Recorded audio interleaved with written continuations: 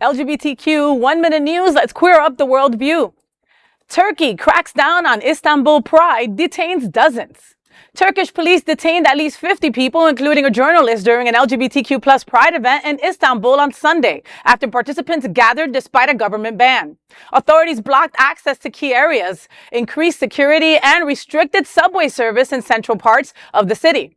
The Turkish Journalists Union said that journalists were among those detained.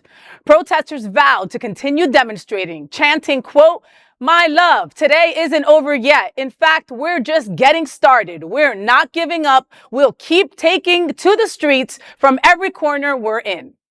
End quote.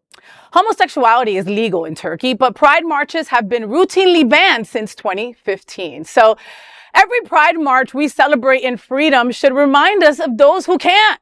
Okay, 50 people detained just for showing up. That's exactly why Pride is still a protest around the world. Still today, Today, tomorrow's the last day of Pride. Yeah. And we should definitely continue that no matter what. And it doesn't have to be just June for you to do that. It echoes all of the, stuff we went through at Stonewall too.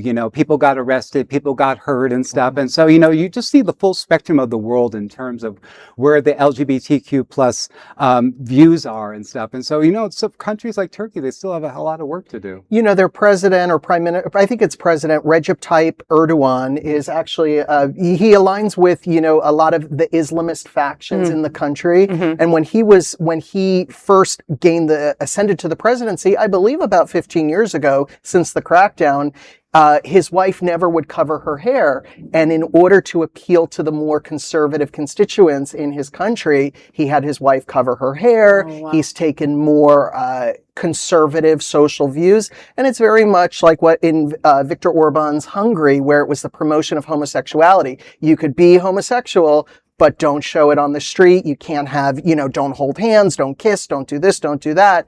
They want to really drive gay people underground. And they really, if they had their way, they wouldn't exist at all. But they have to accommodate in some way, especially because Turkey is part of NATO and they need to appeal to certain European standards of ethical practices.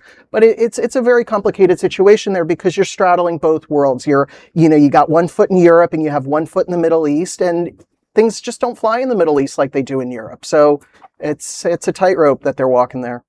Well, that is an LGBTQ 1-minute news story. There is no other queer nonprofit media platform like this in the entire world. Support our LGBTQ stories by sharing them and subscribing to Queer News Tonight.